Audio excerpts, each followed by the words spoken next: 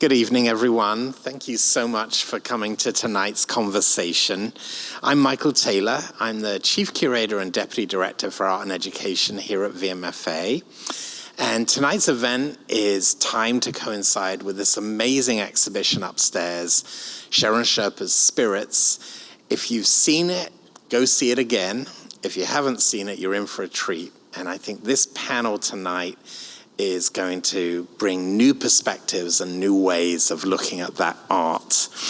I am going to introduce now John Henry Rice, who is the curator responsible for the Tsherin Sherpa Spirits show. He has been a curator here at VMFA since 2008. He's the Carpenter Curator of South Asian Art, and shortly after he arrived, he reinstalled the galleries for South Asian art, which are on the third floor next to a Muse restaurant. And he's also done a number of exhibitions. Many of you saw the Awaken exhibition he did in 2019. So with that, I'm going to turn it over to John Henry, and he's going to introduce our wonderful panelists. Thank you, Michael, and thank you for coming tonight. And of course, thank you especially to our four panelists, who momentarily I will have the pleasure to introduce. As you know, tonight's community conversation was inspired by our Spirits exhibition, which surveys the contemporary painting career of Tsherin Sherpa. The story this exhibition tells is in large part biographical, tracing developments in the artist's life and career. It picks up about 10 years after his immigration to the United States and continues to the present, while also consistently looking back at his origins as a traditional Tibetan painter in Nepal. A recurring motif in Sherpa's paintings, and I think I have a pretty picture. There we go. There's Tsherin. A couple pieces in the show here. A recurring motif in his paintings is the butterfly, which unfortunately is not in this slide, but you will see the butterflies over and over again. He describes them as emblematic of the many times he has and continues to reshape himself as he moves from one cultural milieu to the next. And so it is against the backdrop of this one artist's journey from Nepal to the US and recently back to Nepal that four members of the Richmond community have so graciously agreed to share with us their own unique immigrant experiences. So our panelists, and I will start here and move across, but Helen Rai, who was born in Nepal and moved to Richmond with her family when she was 11 years old. She has leveraging skills forged through her own experience. Helen now works extensively with refugee and immigrant communities as Director of Client Engagement at ReEstablish Richmond. Helen has many connections to VMFA and serves tonight as our panel's moderator.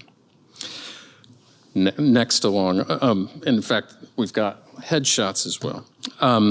Khushnood Nabizada was born in Bamiyan province, Afghanistan, and relocated to Richmond only last August. This was the second time he has had to leave Afghanistan, spending 1999 to 2003 in Pakistan. Khushnood is a journalist and communication specialist. He founded Kama Press in Kabul in 2010 and just recently has founded Democracy Pen, a nonprofit that supports journalism initiatives in South Asia. Ann Breaux was born in Panama and then raised in Louisiana's Cajun country before moving to Richmond in 1986, to New York, and finally back to Richmond. Together with being a full-time realtor, Ann is Director of Marketing and Media for the Latin Ballet of Virginia, who I hope we will be able to welcome to this stage once there are plans to widen it, so that we can have ballet performances here. And finally, Victor Mukete is an attorney. He was born in the US and moved to his father's native Cameroon at the tender age of 2.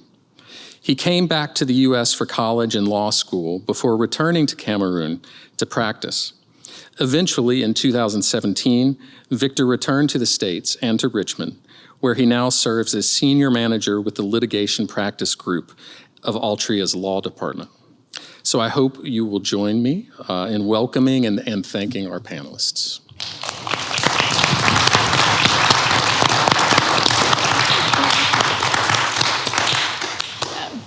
Thank you so much, John Henry. And I am very excited to be here with a very diverse folks up here with, me growing up in Richmond, from Khushnood being here just from last year, and Joanne being here for a really long time, and Victor also with many different experiences. So thank you so much for coming. And I have kind of double duty today because I'm a panelist and a moderator. So I'll be sharing a little bit about myself. So if you're like, why are you talking so much about yourself? It's because I have two jobs. So I will get started and kind of model some answers to the questions that we have tonight. And then we'll go one by one down the row. So my name is Helen Rai. I was born in Nepal, and I think, like most Nepalese, there are about over 100 ethnic groups, and there's the caste system and different backgrounds, and like Tsherin Sherpa, he has a Tibetan heritage. So for me, I'm also very mixed, and as you can see, that is my mother, and you probably are like, I look nothing like her. It's because my dad's side is very Mongolian, and so my features are very much like that. And that's kind of how I also grew up. And so this was when I was growing up, and it was also mixed because I had one leg also in India, more on the part where a lot of ethnically Nepalese folks have lived for generations. So the middle picture is actually in Kalimpong, India. And this is my brother, who also looks very much like me. And we decided to move to the US, like many folks have done, because of just opportunities for better education and better life. And that's how my transition started. So I didn't really have much choice of moving to America. And Richmond is where we moved, and it's where I've lived ever since. So I want to ask Khushnood if he can share a little bit about what prompted his transition to the US. Thank you, Helen. Hello, everyone. My name is Khushnood Nabizada. I'm from Afghanistan. I'm sure you might have heard about Afghanistan on the news last year a lot. It's a country that is in the war for the last 43 years now. And once again, last year it fell into the hands of terrorists. And many people like me, they had to flee in order to save their life. Well, actually, my thinking to leave the country, it started February 21st, 2021, when the terrorists tried to kill me and my two kids. So my car exploded. It went off the ground 6 feet high and then came back. Luckily, we survived. It was a real miracle in our lives. The car was armored, and the bomb was in the third row of the SUV, and we were in the second row. We were not physically injured, but of course very badly traumatized. And on that day, I thought to go somewhere else, just to stay safe. Then, when last year the country collapsed, on August 15, I was in the office, and when I heard the news, I contacted my contacts at the U.S. Embassy, requesting for protection. I asked them to please give me protection in your compound, because I'm sure they will kill us this time, and we have a fear of losing our lives. So the next day they helped us get and asked us to come to the airport, and they kept us for 3 nights within the US compound inside the Kabul airport. And after 3 nights, we were flown to Qatar, from there to Germany, and then from there to Wisconsin, United States. We were kept there for 5 months into a military base, which was mainly like a refugee camp, and our documents were being processed from there. And then we were resettled back to here to Virginia in January this year. Thank you, Khushnood. You're welcome. I know we jumped right into the transition part, but I do want to ask you about these pictures that you have shared with us, and maybe tell us a little bit about. Sure. The first picture, the black and white, it's my parents, me and my brother. I think I'm 4 years old in this photo. We used to live in Bamyan. Bamyan is a very rural area in Afghanistan. My parents were engaged in farming, and we didn't have access to education and health in that area. Then I was only 9 years old. We moved to a city in northern Afghanistan. Then after 2 years, the Taliban, the same group that are ruling the country now, they took over, and we had to flee and went to Pakistan. And the second photo is Pakistan. That's probably 2000. So it's my grandparents, my parents, and my siblings.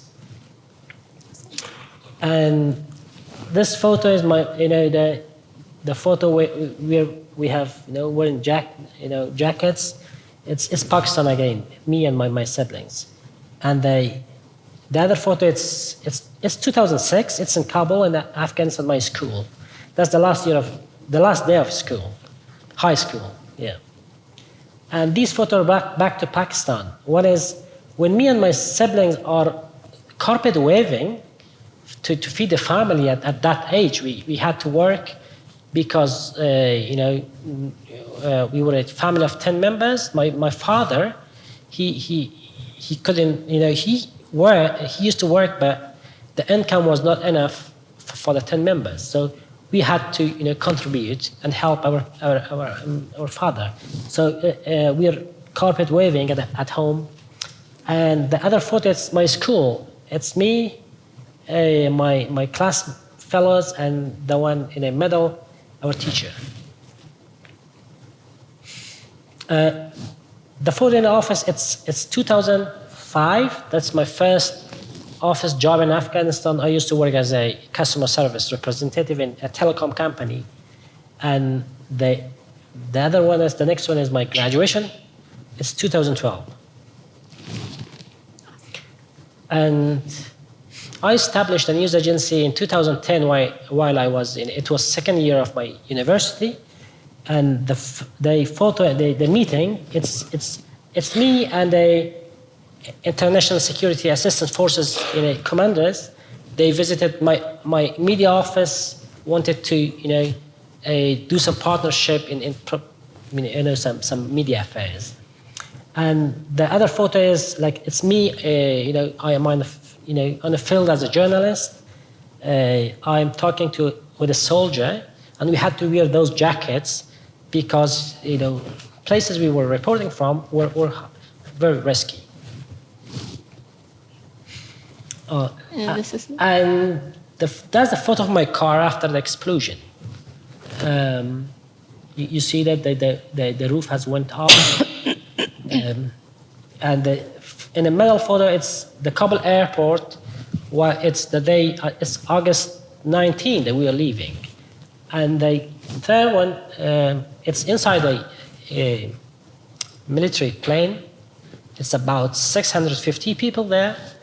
There's no seats. Everyone is sitting and we were flown with that plane to Qatar. Thank you. Thank you. So lots of transitions since you were young. Yeah. Joanne, would you tell us a little bit about yourself and then what prompted your transitions too? My transition does not come from as much hardship as Khushnood's. Mine was a pretty American story. So I was born in Panama. My mother is Panamanian and Chinese, and then my dad is Cajun American. And he met my mom while he was stationed in Panama, and I was born there, and I have dual citizenship. So a lot of times people always ask me, oh, well, your dad was in the military, so you must be American. And I am, but I'm also Panamanian. So we moved here when I was 3 years old and moved to Baton Rouge, Louisiana, where my father worked at LSU, and lived there for a couple years, and then moved to my dad's hometown, which was Crawley, Louisiana, which is a very tiny, tiny town. And that's pretty much it. So yeah, these pictures are, this is my father and I when I was born on Albrook Base in Panama, which if anybody knows now, the military obviously did not reside in Panama anymore, so they made Albrook into, they're actually condos now. And then the other picture is me 1 year old with my dad and my mom, while my dad was still in the military, obviously, in the Air Force. And this is me and my brother. I think I was about 5 here, maybe a little younger. My brother was born in the States, so we had 2 very different experiences, culturally at least. And then the other picture is my mom and I. She was very young when we came to the States, and my experience moving to the States was through her eyes mostly, because she was very young and came to a country where she didn't know the language or knew anything about the culture here. So it was a really interesting viewpoint to grow up in, especially coming from a multicultural family. So yeah.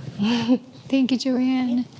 Victor, can you tell us about yourself and what prompted your transition here? Thank you very much. My name is Victor Mukete.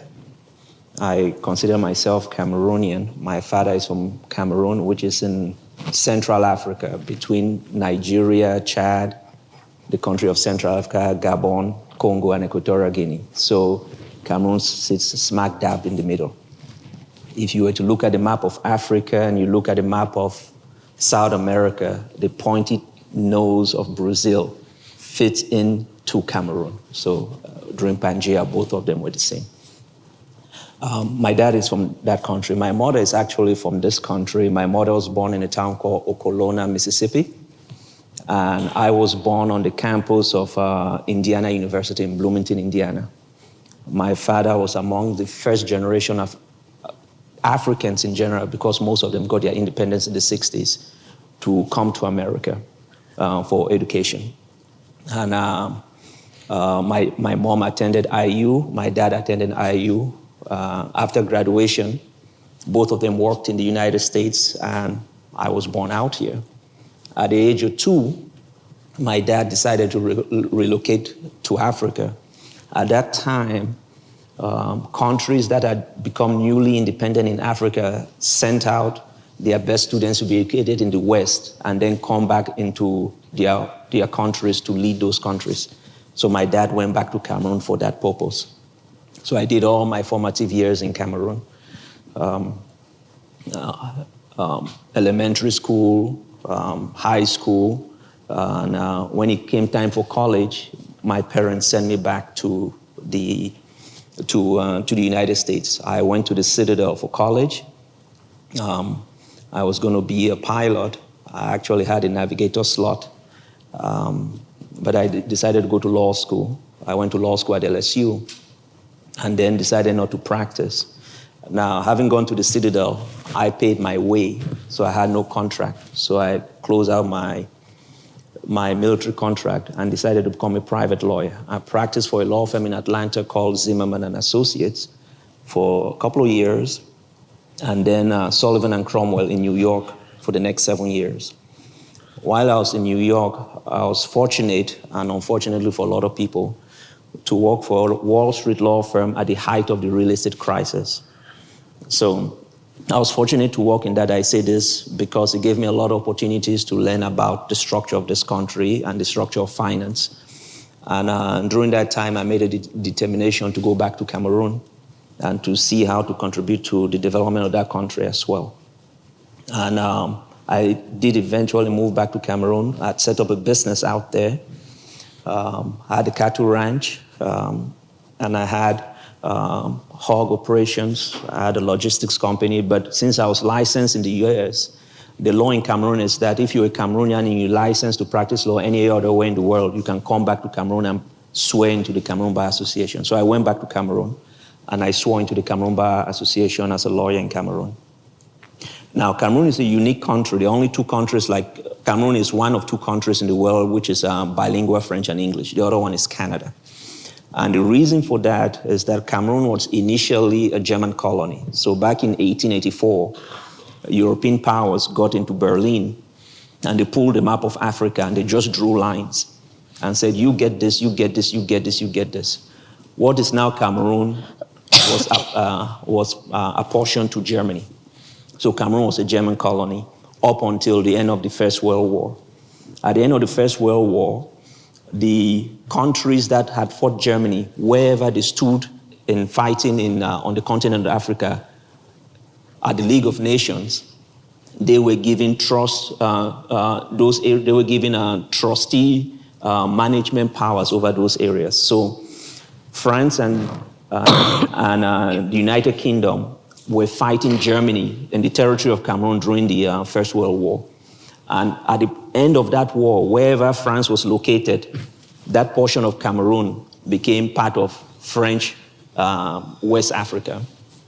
The part that the English had their forces became part of British West Africa and was administered as part of Nigeria up until independence in the 60s. So the uniqueness of that is the root cause of the war that's going on in Cameroon today. Because you have Cameroonians who speak French, Cameroonians who speak English, and separate cultures. So at independence, because of that separateness, they came up with, they decided to set up two educational systems, an English system and a French system. So I grew up in the English-speaking part. So my education was modeled after the education in the United Kingdom. So I took my general certificate of education for my O-levels before taking my SAT to come out here. In the French system, they took the baccalaureate in order to get into college. The legal system is exactly the same thing. In English Cameroon, the law there is English common law. In French Cameroon, it's the Napoleonic law, so it's code law. Now, English Cameroon makes up 20% of Cameroon, and French Cameroon makes up 80%. But all the resources are in the English part.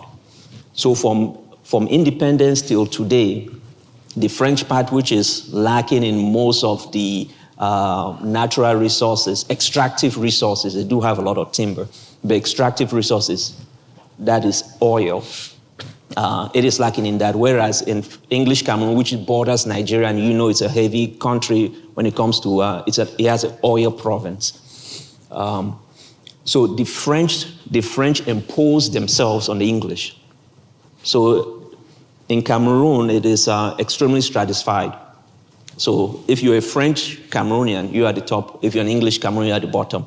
But all the resources come from the English side. The founders of modern Cameroon saw that as a problem, and they came up with a federal constitution. But in 1972, that constitution was repealed by the majority of Cameroonians who were French Cameroonians. So from 1972 till today, English Cameroonians have been agitating. Now, what brought me back to the US here, my transition back here? In 2014, 2015, but really breaking into 2016. The French Cameroonian, the system, the French Cameroon system, now very, very emboldened, having spent almost 50 years subjugating other peoples, decided that all education in English Cameroon will be the French system. And all laws in Cameroon now will be the French system. So imagine yourself. You are an English Cameroonian, you've grown up speaking English, and at the whim of the president, they say, starting next year, you're going to be learning in French. Imagine that. Imagine that your legal system at the whim. So that from this day forth, there will be no more common law. It will be code law. Now, the significance of that for laypersons is not, it might be missed, but it's a significance. The way you learn under common law and the way you learn under code law are totally different. Code law, everything is codified. Right? Every single instance of an infraction of a law is codified, whereas in common law, you use traditions to build law. So when that came out, the lawyers in Cameroon and the students, university students, it always starts with university students. They went out into the streets to protest. And everyone thought what will happen is that the French will back off and say, you know what, this is not a good idea. Rather, what they did, the president sent out the military to attack the students and then send out the military to attack the lawyers. And if you go out into Google and just Google that, you see horrific images of that. And that got all the English people upset. And that day we said, you know what? We want independence. And that fight is an underground civil war that's been going on now for 4 or 5 years. And it is known as the most horrific war that no one knows anything about. So how did I get back into the US after that? I was a lawyer in Cameroon. I was an English lawyer. I was a business person in Cameroon. And I came from a high-profile background. So it was either you say, don't go on the street and fight the French system, or you say, I'm for the English people. There was no other way. And I picked the side of justice. I picked the side of the oppressed. And I said, this is wrong. I don't want this. This is wrong. And it became a situation which wasn't tenable anymore. And by 2017, when it was now street fighting, and the war is in the English part of Cameroon. So the French part, they go about their lives like there's nothing wrong. In the English part, I went for 6 months without internet connection because they didn't want us to communicate and say when we're going to go on strike, when the lawyers will go on strike, when the students will go on strike. They will shut down the internet. So imagine you're in Virginia and the government says, you know what, Central Virginia, the people there are too troublesome. All internet service provider, all phone providers shut down communication in that part for 6 months so that we can quell down the protests. So they were doing a lot of that. They were doing a lot of, they call them ghost towns, where from sun up to sundown, you can't be out. Then from sundown to sun up, you can't be out. How do you live your life? How do you live your life? Then I, as a business person, I had to deal with kidnappers. You have workers, they'll come in and kidnap your workers and you pay ransom. Or you have a factory, or you have a farm, or you have a ranch, which is what I had. They'll come out and say, if you don't pay up, we'll burn it down. So it got to a point where it got so bad, the killing got so intense, and someone over here sent me a ticket and said, look, there's a ticket for you. If you want to come to America, come back to America. Otherwise, consider yourself lost. And that was a telling point for me because I looked forward and said, you know what? America is that beacon. It's not perfect. It wasn't designed to be perfect, but it was a place you could start over. I had a license to practice law out here in the state of Louisiana. I'd left my employer in New York on good terms. I said, I'll come back, and I'll come back here to start over. And I've been back here since I left the last day of July in 17. I got here the first day in August of 17, and I've never been back. So Thank you. That's what brought me here. Each of you have very unique stories about your transitions, but you're all connected because you have experienced all of these transitions back and forth. from the U.S. and from your respective countries. So we'll transition into, can you share some memories of the transition? How is it like, for you both? It's pretty recent. For us, it's a little far back. So for me, transitioning and adjusting to my new environment was really because I was able to connect to the people in Richmond, and it also helped that we had some folks here that we already knew from Nepal who had also transitioned and relocated to the US. So here's a picture of my uncle who grew up in the same orphanage as my mom, and my aunt who actually came to the US with us, and cooking our food together and visiting them often really helped with the transition. And then being in middle school and high school here, I coped through art. So I painted a lot, and this was, I think, went around in like the Henrico County school system. I even had a scholastic key, gold key here at the VMFA, which I was really excited about. So having some of these outlets, whether it was art or cooking, it really helped with my transition. So I want to hear from each one of you about what has helped you because you were recently here, and maybe you can tell us a little bit about what helped with your transition, maybe when you went to Pakistan too. Mm-hmm. Oh, well, I always say that, becoming a refugee or choosing to become an immigrant, this is the last option one can have. It's really challenging.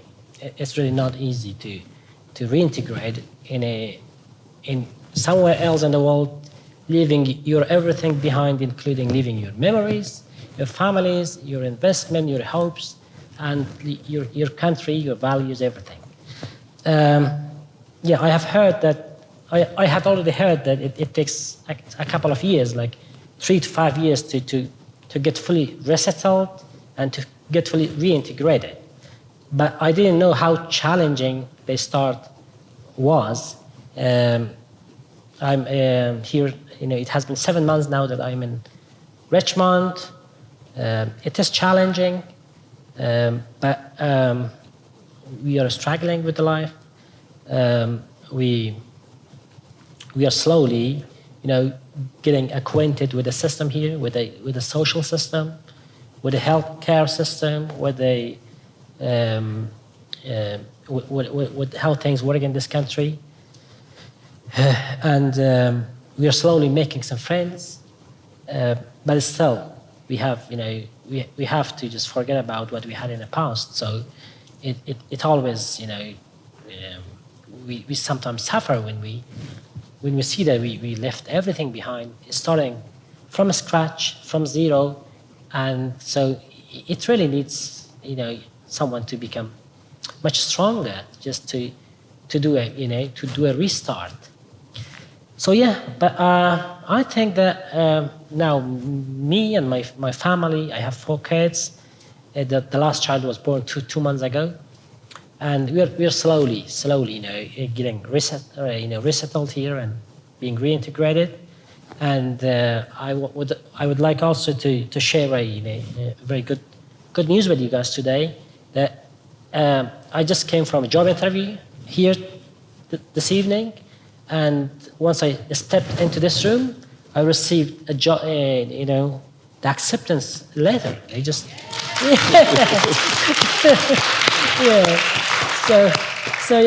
it was really exciting.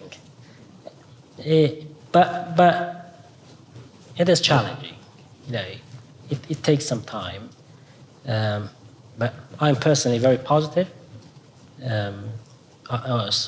What I like about this community, about Richmond, it's very diverse. People are really, welcoming. They are generous. They are kind, and they have well received us so far. Yeah, thank you. I know Khushnood outside of this too, and I know that he is very, very resourceful as well. So, congratulations. Thank you. Joanne, what about you? So my transition, obviously I was very young when we came to the States, but also growing up with Cajun culture was very interesting. My family, my dad's one of 10 and my mom's one of 15, if that gives you any, any gravity to how big my family is. So growing up in Louisiana, my family all spoke fluent Cajun French, so I was around it all the time.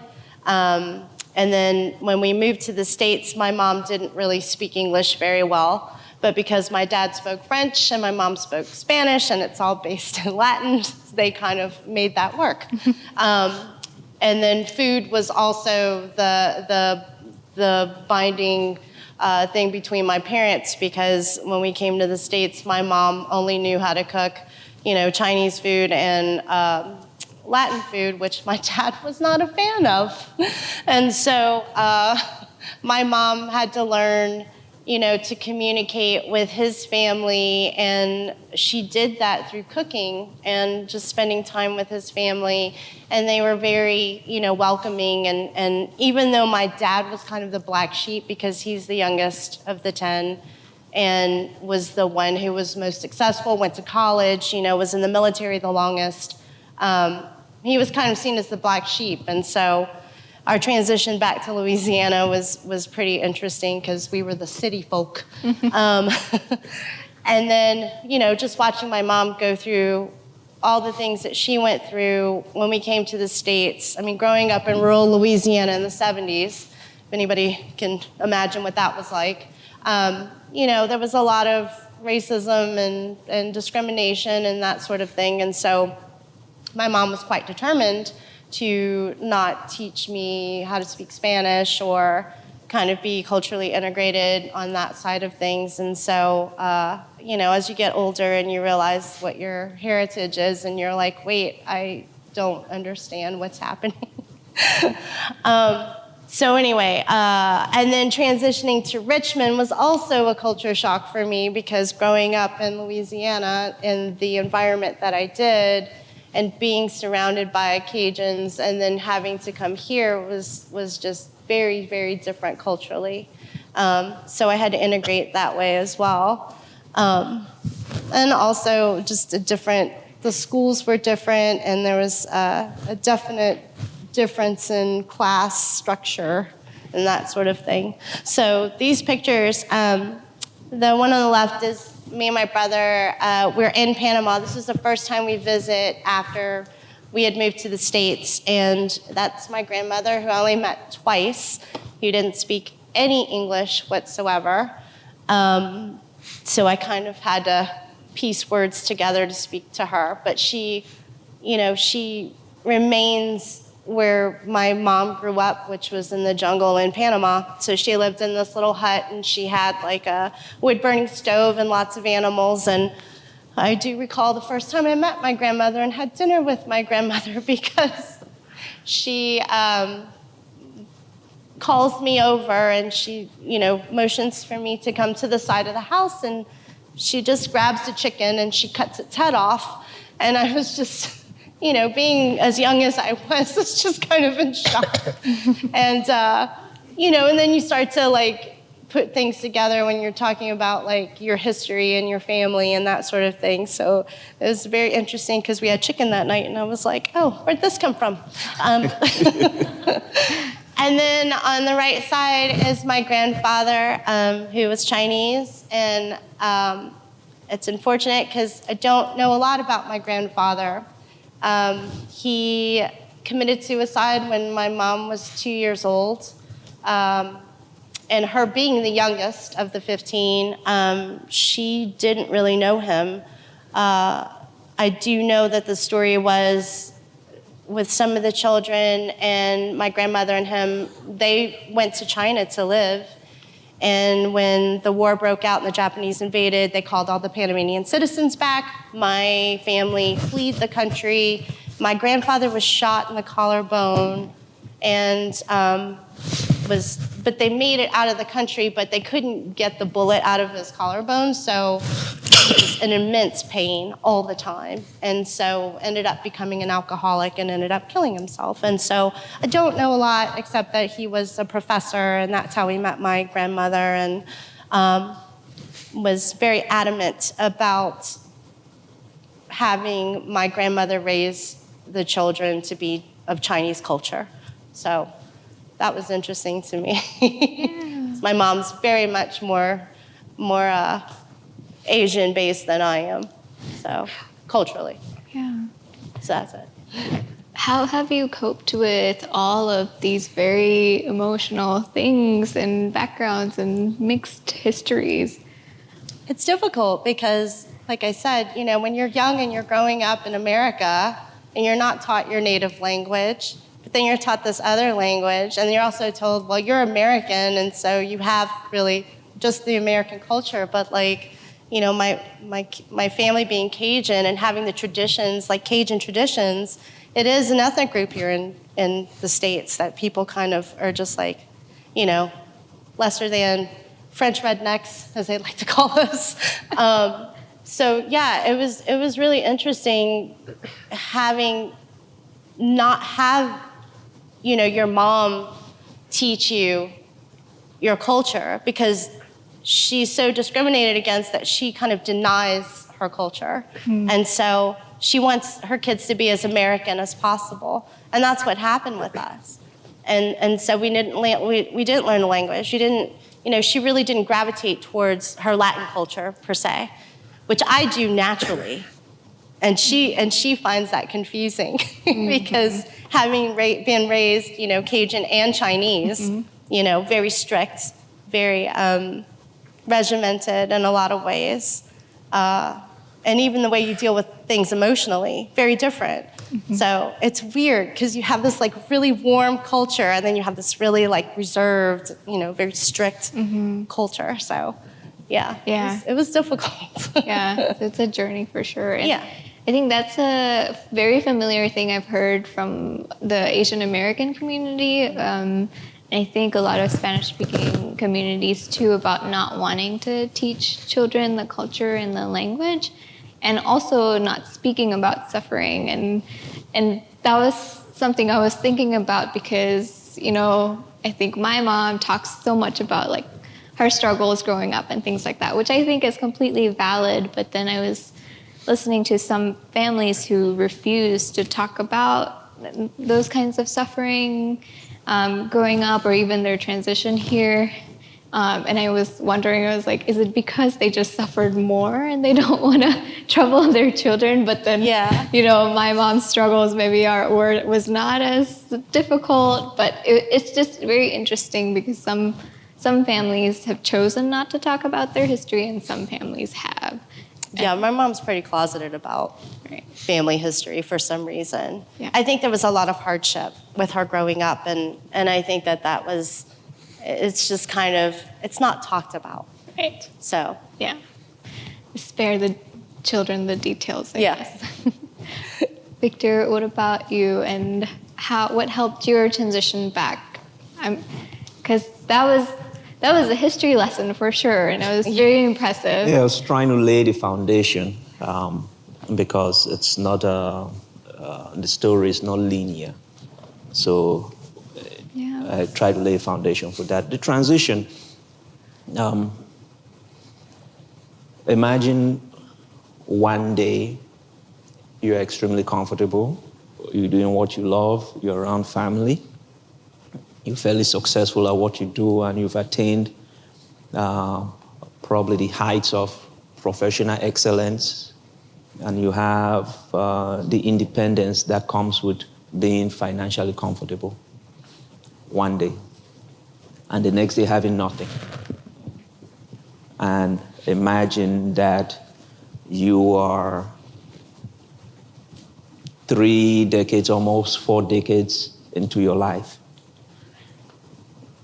So for 2 of our panelists here, that started at a much younger age. So it's easier to integrate and to start over. To come back and start at 40 is a little bit difficult because of the function of time. Where do you start? What do you do, and how fast do you do it to get yourself back to that level of comfort? Once you've seen it, once you've experienced it, not having it becomes a pain, right? And so the transition for me has been that. And what I've done, I have segregated all the things that are not good and put them at the corner. And I say to myself, I'm starting fresh.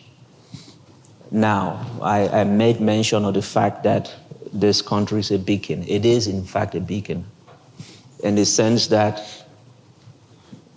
determination, irrespective of the problems, if you do have determination, you do have focus, you have that grit that comes from here, and you put your head down, and you engage in any task, more likely than not, you'll be successful or fairly successful in this country. This country gives you the opportunity to do that, and that's why I chose to come back. So that transition for me, I tell people it's been easy. And the reason I tell people it's been easy is that way I can maintain that facade of being extremely positive and being happy with everything. My boss at Altria didn't know my story. So he, like myself, is a Citadel person, and then eventually went to West Point. He went to the Army-Navy game, and he took an Uber in D.C. to get to the train station, Union Station, and his Uber driver was from Cameroon. So he told his Uber driver, oh, I work with a gentleman from Cameroon, his name is Victor Mukete. And the driver, oh, those are the people who lost everything in the war. So he came back that Monday and called me into his office. It's like, Victor, why didn't you tell me this? You've been working here all this while, you don't tell me you're going through all of this.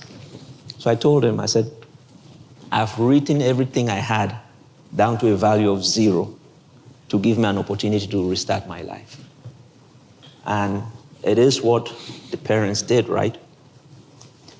That suffering, they put that, they compress that, wipe that slate clean and don't think about it anymore, and then just move forward. I grew up in Cameroon at the time when Cameroon was a waypoint for Lebanese people coming out from their war in the 70s. You have a lot of Lebanese people came into Africa. They are very great traders, commodity traders. A lot of them came to Cameroon. So I grew up in the midst of refugees, and I saw they worked hard and they became successful. I was in high school with Namibian students. Namibia is probably in Alaska as Cameroon is into Virginia. And they had to leave Namibia during their civil war, or their war for independence from South Africa. Namibia was also a German colony, but when Germany lost the war, First World War, they were a trusteeship to South Africa. So they fought for their independence, and they only gained their independence very, very late. So I was in high school when Namibian students were in Cameroon as refugees going to high school. So what the Organization of African Unity did back then when things used to function well, any country that had difficulties, governments that were reasonably peaceful would welcome in refugees, especially students, to come to go through school. That way they don't have any break. And a lot of those Namibian students became fairly successful, eventually going back to Namibia, and Namibia now is fairly successful. So I had a track record of seeing others who had gone through a lot suppress everything and just walk out. So when I came back to this country, I didn't think the war would last that long. I came back in August. When I was leaving, I told my employees I'll be back in December. That was the plan. So I left everything, every single thing. I came with just the clothes that I could take on the plane. I left everything. I'll be back in December. That was back in 2017. So I sat in the house for 30 days, so a month, and just bad news, they've attacked this, so and so has been killed. And I said to myself, this is not going to get any better. They say when it rains, it pours, right? When one bad decision is made, more likely than not, what will follow is another bad decision. So the government was making bad decisions by oppressing and oppressing. I said to myself, more likely than there will be more bad decisions. So I wrote down everything. I had a cattle ranch in a town called Banga, and I had over 1,000 head of cattle. And that was like my retirement fund, because there's no retirement fund in Cameroon, there's no social security. So you walk and you buy animals, or you walk and you set up a farm. That ranch was occupied in 18. And my workers called me, and I told them, I was like, you're a herdsman, you can never abandon animals. That's what herds people do, you never abandon animals. They stay there until the animals are gone. Every week I'll get an update. They've taken 4. At one point I was hosting 500 internally displaced people. And you host people on a ranch who are internally displaced, they'll eat your animals. Kept eating, and the time that there was nothing left, they called me. I told the last 2 workers I had, you can go. Thank you very much for your service, right? But while that was going on, I'd written down all my assets to 0 in my head. I said, I own nothing in this world. I have to start over. And this country, we have our problems, but this country is amazing in the sense that if you have a project in mind to accomplish and you give yourself time and you're prepared to work hard, you will do it in this country.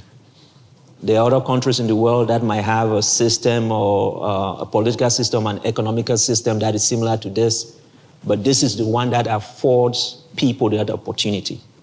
And that's why people come here. So that transition, to me, I say it has been easy. It has only been easy because I've suppressed all the bad things. Yes, and that's the only way I can move forward. Mm-hmm. To push back all the negatives, to push back all my losses, and say to myself, I'm back in the United States, I'm at 40, what can I do? The position I applied for in Altria, they wanted a lawyer or a person who is barred with 7 years of experience. I had more than 14 years of experience. I had run large teams. I had managed teams when I was in New York of over 100 lawyers. But I came back and I started at the very, very bottom because I said that's what it would take. So it's been easy, and it's only been easy because I've suppressed the pain. Yes, grit for sure, yes. Yeah. So as we transition to the Q&A portion of this panel, I want to ask if any of you all want to share ways maybe you have connected to the to your culture or maintain communication or connection with folks from your ethnicities or background. And I'll just make that a popcorn style answer. So if you have something that you want to share, you can. Well, I think the good thing about America is that it's being very multicultural community, and I believe that the beauty, to keep this beauty, every groups or every community should maintain their culture and to teach their kids not to forget their native culture, and that's what I believe. And when I came here 7 months ago, I joined Asian American Society of Virginia, representing my country. There were 16 or 17 countries already, member of that, but Afghanistan was not there. So I stepped in and I took the lead from my community and joined it.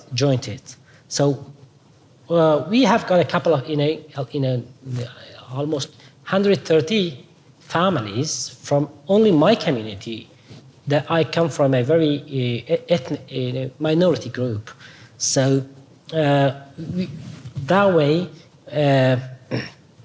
we have built a network. We are meeting twice a month, and we are sharing. We are celebrating what we have, like culturally, what's important to us, the values.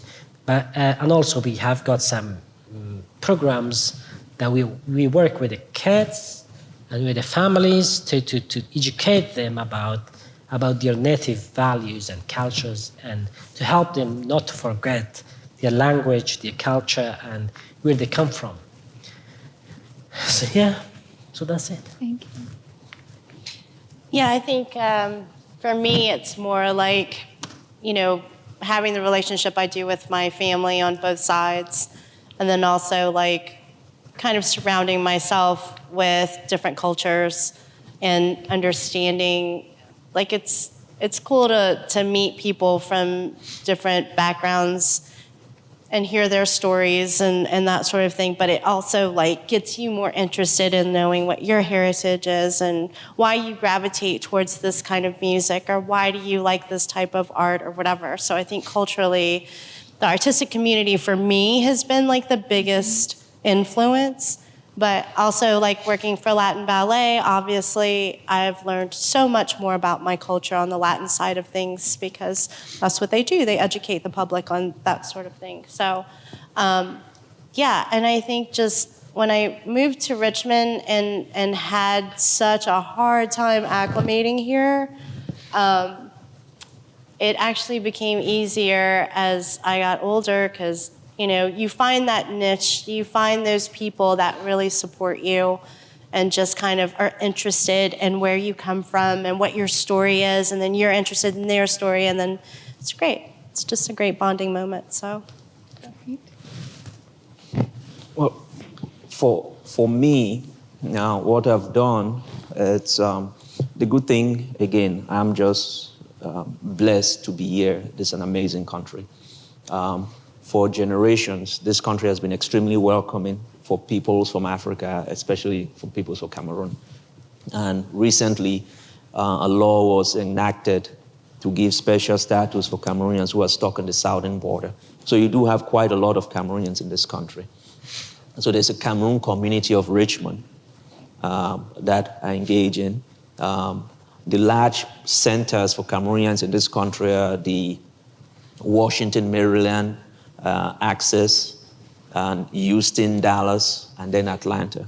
So there are those communities, and what we do within that network is to have social events for festive and sorrowful periods. So for funerals are a very big thing back where I'm from. Birthdays, weddings, but I have to balance that. The balance has been you have to find a way to integrate as well, and not to make yourself a silo, self-create silo. I say that because I worked in New York for quite a long time, and during the financial crisis, there was a bank, I think it was called Apple Bank, and that bank came into crisis. It was based in Chinatown, and because the people who lived in Chinatown, the people who come from China who lived in Chinatown, had created a self-contained unit. When that crisis started, and that financial crisis, they lost quite a bit because they were unscrupulous people who were taking advantage of that, because they were culturally they excluded themselves culturally from mainstream America, to the point where they were relying on just unscrupulous Chinese business people to make investments for them. So when the housing crisis came back in, was it 9, you were in New York at the time, a lot of those people lost. So what I say that to move into this point. The point is, while I try to acknowledge the culture of my country while in this country, I also make it a point to seamlessly move through the culture that is Americana. Because opportunities, be job-wise, opportunities, be you're a business person and you want to access the markets, are probably going to be in the area where you have the dominant culture. So I can't come into Richmond and look at myself as a Cameroonian, right? I should come into Richmond and look myself as a Richmonder. What does that person do? And then I seamlessly integrate. Meanwhile, never forgetting where I come from. But there's a saying for the great tribes of Africa who do transhumance. Transhumance is moving your cattle over great distances. So if you look at the Sahara, and you look at those tribes in the Sahara, the Fulanis and the Hausas, they can move their cattle like for thousands of kilometers. I'm a cattle person, so I live by their codes. They say wherever your cattle sleeps that night, that's your home. So if you're a herder and you move your cattle 100 miles down from Richmond and your cattle spend their night there, that's your home. So where I'm making my living, that's my home. So I'm earning my living in Richmond, Virginia, and Richmond is in the United States. So the United States is my home, Richmond is my specific locale. So that's how I see that balance for culture. Yeah, I agree. It's definitely a balance, and you have to kind of integrate to where you are, your new environment, but also try and maintain and not forget where you are from. So. Yeah.